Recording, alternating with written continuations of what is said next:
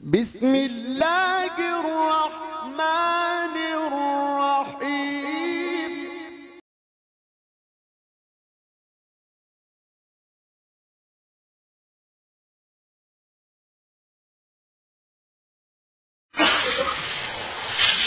الحمد لله وكفى وسلام على عباده الذين اصطفى أما بعد. گزشتہ کل ہم نے مراقبات مشابہات کے بارے میں بات کی تھی.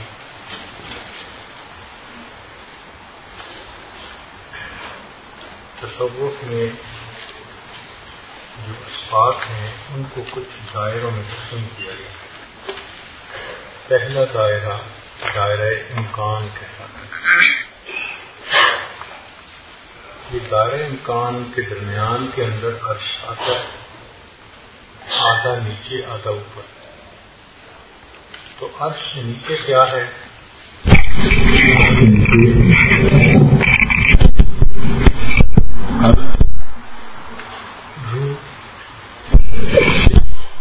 خفی اخفا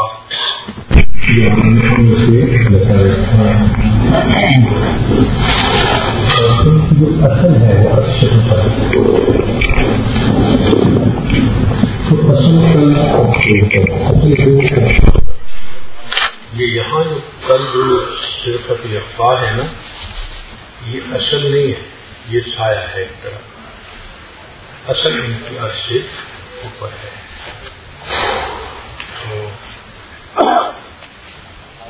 تو جب سیر ہوتی ہے لطیفہ کی تو لطیفے کے اندر سے جیسے جسم سے روح نکل کے چلی جاتی ہے، لطیفہ کے اندر سے روح نکل کے اپنی اصل کی طرف لوٹتی ہے. کل شیء یرجع الی ہر چیز اپنے اصل کی طرف جاتی ہے. تو اس کو سیر الی اللہ کہتے ہیں. تو سالک کو جب مشاہدات میں ضروریات عالیہ میں فنا حاصل ہو جاتی ہے، لطیفہ قلب کو صفات ثبوتیہ میں فنا ہو جاتی ہے، لطیفہ روح کو شیونات ذاتیہ میں فنا ہو جاتی ہے، لطیفہ سر کو صفات سلبیہ میں فنا ہوتی ہے، لطیفہ سر کو اور شان جامع میں فنا ہوتی ہے، لطیفہ اخفا. تو یہاں تک یہ جتنا کچھ تھا اس کو دائرہ امکان کہتے ہیں. دائرہ امکان کے اندر گویا سالک کو فنا حاصل ہوگی. نیت جو ہے وہ اسی طرح ہر لطیفہ کوئی کے جو ہے نبی السلام کے لطیفہ قلب سے آدم علیہ السلام کے لطیفہ قلب میں القاء کیا، پیران کبار کے واسطہ سے میرے لطیفہ قلب میں بھی القاء فرما. چنانچہ آج کے دن ہم عبارتیں پڑھیں گے اپنی ساری بات چیت کو مؤکد کرنے کے لیے. ذکر قلبی کے وقت یہ خیال کرنا چاہیے کہ تجلی افعال کا فیض سید البشر صلی اللہ علیہ وسلم کے قلب مبارک سے ابو البشر حضرت آدم علیہ السلام کے قلب تک پہنچتا ہے، وہاں سے میرے دل پر آتا ہے. اسی طرح لطیفہ روح کی نیت، اسی طرح لطیفہ سر، لطیفہ خفی، لطیفہ اخفا.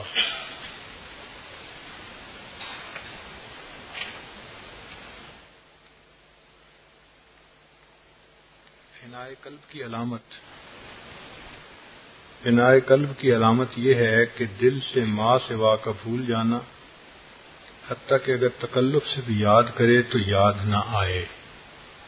یعنی جب لطیفہ قلب میں تجلیات افعالیہ میں فنا حاصل ہو جاتی ہے تو اتنا استغراق ہو جاتا ہے اللہ تعالیٰ کی یاد میں کہ گناہوں کی طرف دھیان بھی کرنا چاہے تو طبیعت ہی نہیں متوجہ ہوتی، سوچ ہی نہیں آتی اس طرح. اب آپ سوچیں کہ بتکلف یاد کرنا چاہے تو بھی یاد نہیں آتی. ایسے تو انسان کے ذہن سے ما سوا کے نقش مٹ جاتے ہیں. جیسے بعض گناہ آپ چھوڑ چکے اب آپ یاد بھی کرنا چاہیں تو آپ کو وہ بچپن کے لڑکپن جوانی کے گناہ یاد نہیں آئیں گے، محو ہو گئے. اسی طرح ماں سوا کی یاد دل سے محو ہی ہو جاتی، متوجہ ہی نہیں ہوتی طبیعت اس کی طرف. اتنا اللہ اللہ اللہ اللہ کا غلبہ ہوتا ہے بندے کے اوپر. دنیا کی خوشی سے خوش ہو، نہ ہی دنیا کے غم سے غمگین ہو.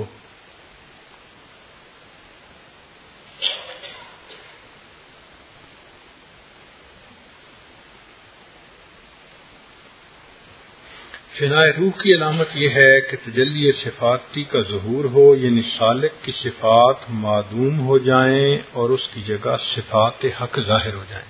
یعنی اللہ تعالیٰ کے اخلاق سے بندہ تخلق باخلاق اللہ تعالی، وہ مقام اس پر انسان کو حاصل ہو جاتا ہے.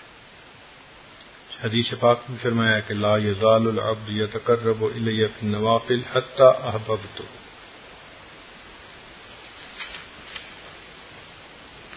فنائے سر کی علامت یہ ہے کہ سالک کی ذات حق جل والا کی ذات میں مستحلق یعنی فنا ہو جاتی ہے، اپنے آپ سے الگ ہو کر من و تو سے گزر کر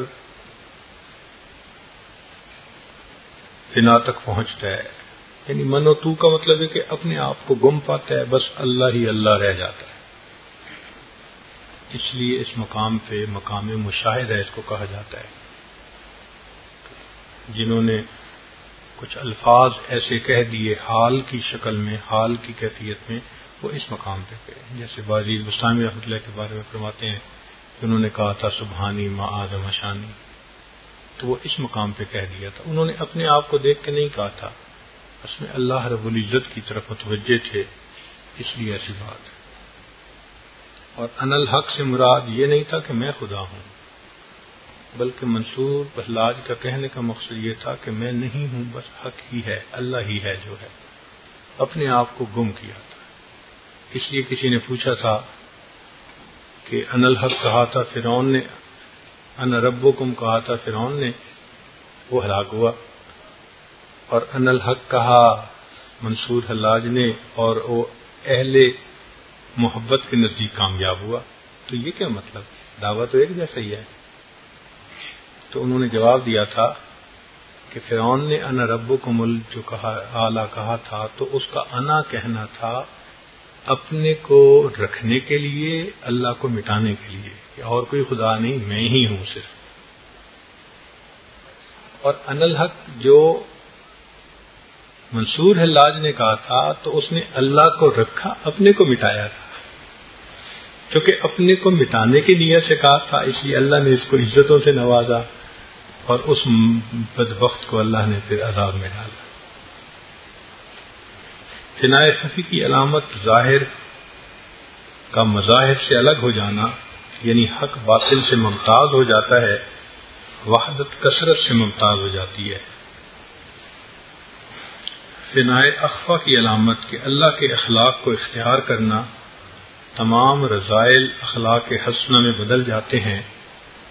اور وَإِنَّكَ لَعَلَىٰ خُلُقٍ عَظِيمٍ، اس مقام پہ انسان فائز ہو جاتا ہے لطیفہ اخفا کے. یہ مکتوبات شاہ احمد سعید رحمۃ اللہ علیہ، ان کے مکتوبات میں سے عبارت پڑھی گئی تھی.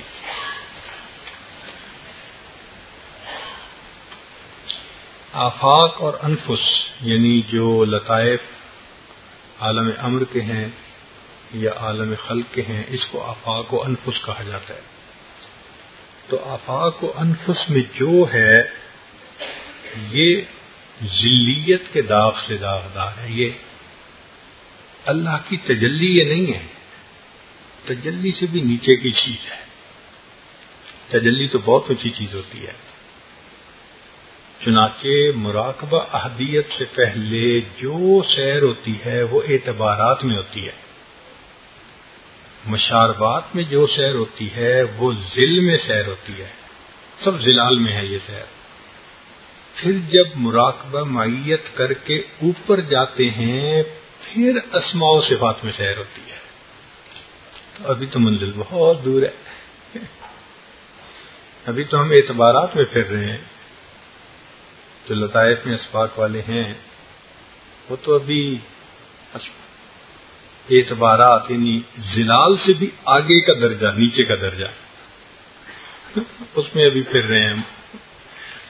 اللہ اکبر کبیرہ، کہاں ذات، پھر شیونات، پھر صفات، پھر ان کے اسماء، پھر ان کے افعال، پھر ان کے نیچے یہ اعتبارات ہیں. ابھی تو ہم اعتبارات میں پھر رہے ہیں. اسماء و صفات تو اور اونچا مقام ہے.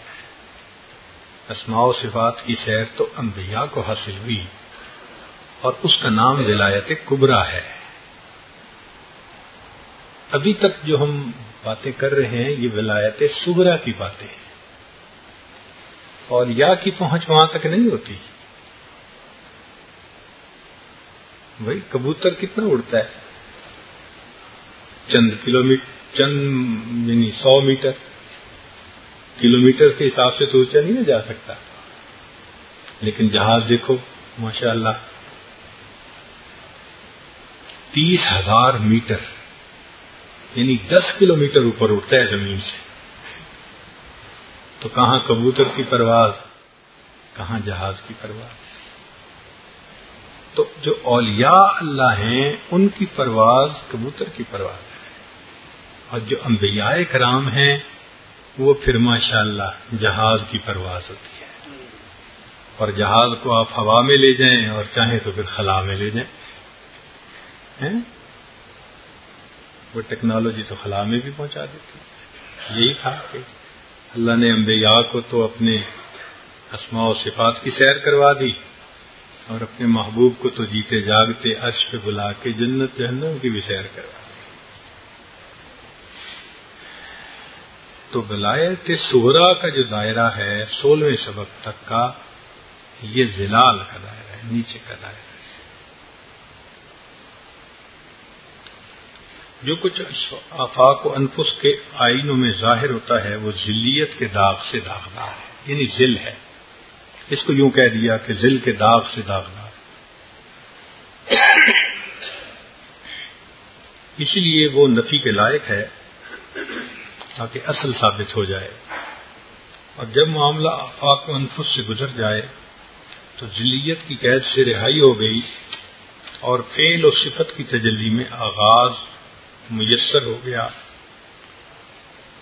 تو اس سے معلوم ہو گیا کہ جو اس سے قبل جو بھی تجلی ظاہر ہوئی تھی وہ سیر آفاقی و انفسی میں تھی، اگرچہ اس کو تجلی ذاتی خیال کریں لیکن اس کا تعلق فعل و صفت کے ظلال سے تھا، نہ کہ نفس فعل و صفت سے.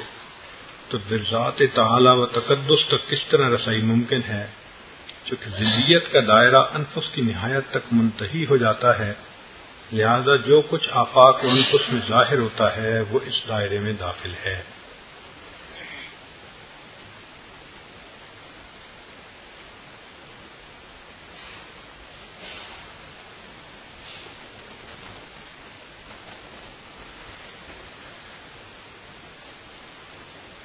فعل و صفت میں بھی اگرچہ حقیقت میں حق تعالی و تقدس کے ظلال ہیں لیکن اصل کے دائرے میں داخل ہیں، اور اس مرتبہ کی ولایت اصلی ولایت ہے، بخلاف پہلے مرتبے کی ولایت کے کہ جس کا تعلق آفاق و انفس سے ہے کہ وہ ولایت ذلی ہے. تو ولایت صغریٰ جس کو کہتے ہیں نا، یہ ذلی ولایت ہے. اصل ولایت تو وہ ہے جو انبیاء کو اللہ نے عطا فرمائی. یہ ذہن میں رکھنا کہ ہر نبی بھی ہوتے ہیں اور ہر نبی ولی بھی ہوتے ہیں. ان کے پاس دونوں نعمتیں ہوتی ہیں. تو نبوت ہوتی ہے وحی جو اللہ کی طرف سے ان کو ملتی ہے، اور ولایت ہوتی ہے جو وہ دنیا میں آ کے کسب محنت مجاہدہ کرتے ہیں اللہ کی محبت میں، اس میں ان کو وہ ولایت ملتی ہے. تو ان کی ولایت بھی اعلیٰ اور نبوت تو اس سے بھی اعلیٰ. اس لیے وہ کہتے ہیں کہ اصل ولایت تو ان کی ہے، انبیاء کی ولایت اصل ولایت ہے، اور یہ جو ولایت صغریٰ ہے یہ تو ذل کے داغ سے داغدار ہے. دائرہ ذل کے منتہی حضرات کو تجلی برقی جو مرتبہ اصل سے پیدا ہوتی ہے حاصل ہے، جو ایک ساتھ کے لیے آفاق و انفس کی قید سے آزاد کر دیتی ہے. سبحان اللہ سبحان اللہ. تو وہ فرماتے ہیں کہ جو اولیاء ہیں ان پہ بہت کرم ہو جائے اللہ کا اور ان کی فنا کامل ہو جائے تو ان کو تھوڑی دیر کے لیے تجلی ذات ملتی تو ہے مگر وہ تجلی ذاتی برقی ہوتی ہے. برق کہتے ہیں جیسے بادل گرجتا ہے نا تو بجلی تھوڑی دیر کے لیے چمکتی ہے پھر ختم. اس طرح اس سالک کو تھوڑی دیر کے لیے ذات کا دیدار ہوتا ہے پھر اس کے بعد پردے ہو جاتے ہیں تو تجلی ذاتی برقی ہوتی ہے.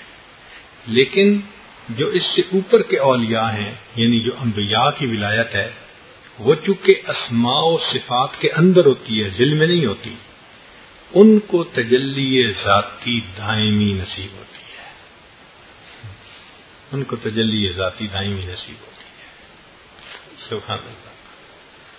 اور وہ جماعت جو آفاق و انفس کے دائرے سے گزر چکی اور ذل سے اصل کے ساتھ پیوست ہو گئی ہے ان کے حق میں یہ تجلی برقی دائمی ہے کیونکہ ان بزرگوں کا مسکن اور ماوا دائرہ اصل ہے کہ جہاں سے تجلی برقی پیدا ہوتی ہے. ان کا مسکن ہی اوپر کی جگہ ہے. اللہ اکبر. ان بزرگوں کا معاملہ تجلیات و ظہورات سے بالا تر ہے. انبیاء کی شان کے کیا کہنے. سبحان اللہ.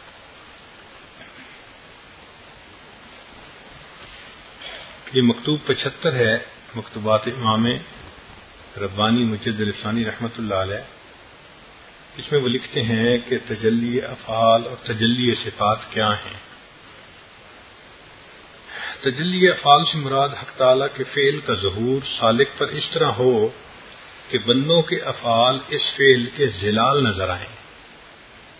اس کو تجلی افعال کہتے ہیں. اور بندہ اس فعل کو ان افعال کی اصل جانے اور ان افعال کے قیام کو اس فعل واحد سے سمجھے. اللہ کی وجہ سے یہ افعال قائم ہے. اور اس تجلی کا کمال یہ ہے کہ یہ ظلال اس کی نظر سے کلی طور پر پوشیدہ ہو کر اپنی اصل سے منطق ہو جائیں اور ان افعال کا فاعل جمادات کی طرح اپنے آپ کو بے حس و حرکت معلوم کر لے. یعنی بندہ یوں محسوس کرے کہ میں تو بالکل جمادات کی طرح ہوں مردہ بدست زندہ. جیسے زندہ جیسے چاہتا ہے مردے کو پھیرتا ہے الٹتا ہے ایسے میں اللہ کے اختیار میں ہوں. وہ جیسے چاہتا ہے مجھ سے جو ہے نا کام لے لیتا ہے. تو اپنے آپ کو بندہ اس تجلی کے وقت میں ایسے محسوس کرتا ہے جیسے وہ کہتے ہیں نا کہ جو کچھ کے ہوا کرم سے تیرے جو کچھ کے ہوگا تیرے کرم سے ہوگا. تو یہاں آ کر پھر یہ بات اور حقیقت کھل جاتی ہے. تجلی صفات. تجلی صفات سے مراد یہ ہے کہ سالک پر حق سبحانہ تعالیٰ کی صفات کا ظہور اس طرح پر ہو کہ بندوں کی صفات کو واجب تعالیٰ کی صفات کا ظلال جانے اور ان کے قیام کو ان کے اصول کے ساتھ معلوم کریں.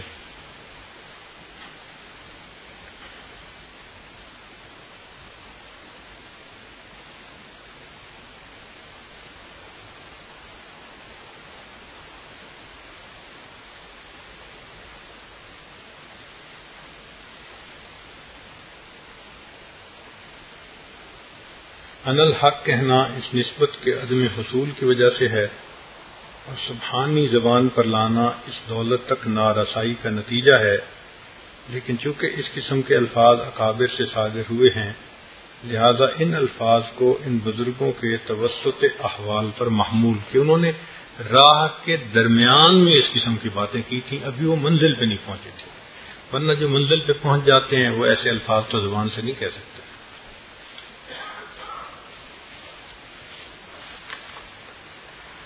ان کی کمال شان کو اس گفتگو سے بالاتر کرنا چاہیے.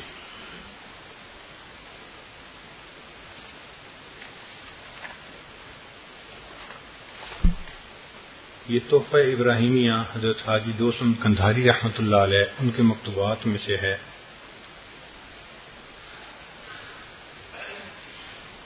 فرماتے ہیں کہ تجلیات کی قسمیں ہیں. تجلی فعلی وہ ہے کہ سالک اللہ تعالیٰ کو فاعل حقیقی جانے نہ کہ بندوں کو. اور تجلی صفات ثبوتیہ وہ ہے کہ سالک اپنے آپ اور ما سوا کو صفات سے خالی سمجھے اور سب صفات کو اللہ کی طرف منسوب کرے. اور تجلی شیونات یہ ہے کہ سالک کا نام و نشان نہ رہے اور اس سے انانیت زائل ہو جائے. تجلی سلبیہ یہ ہے کہ سالک اللہ تعالیٰ کو منزہ اور مقدس جانے، اپنے اور جمی مخلوق کو لاشے اور معدوم سمجھے. اور تجلی شان جامع میں یہ تمام تجلیات شامل ہیں.